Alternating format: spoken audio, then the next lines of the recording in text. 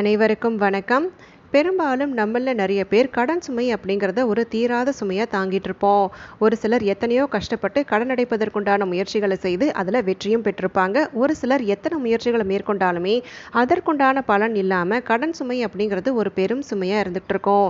இதனால் மனவேதனை மட்டும் இல்லாமல் வீட்டில் செல்லக்கூடிய இடங்கள்லையும் பார்த்தீங்கன்னா ஒரு சில நேரங்களில் அவமானங்களை சந்திப்பதற்குண்டான வாய்ப்பும் இருக்குது.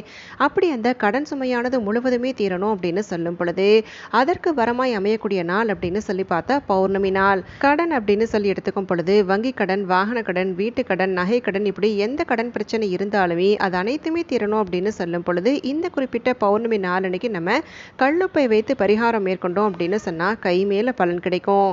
இந்த பரிகாரத்தை எப்படி மேற்கொள்ளணுங்கிறதுக்குண்டான முழு விளக்கப்பதிவை நான் இந்த வீடியோவோட டிஸ்கிரிப்ஷன் அட்டாச் பண்றேன். தவறாம பார்த்து பயன்பெறுங்க. மேலும் இது போன்ற சிறந்த ஆன்மீக தகவல்களை தெரிஞ்சுக்கணும்னா நம்ம சேனலை சப்ஸ்கிரைப் பண்ணி தொடர்ந்து இணைந்திருங்க. நன்றி.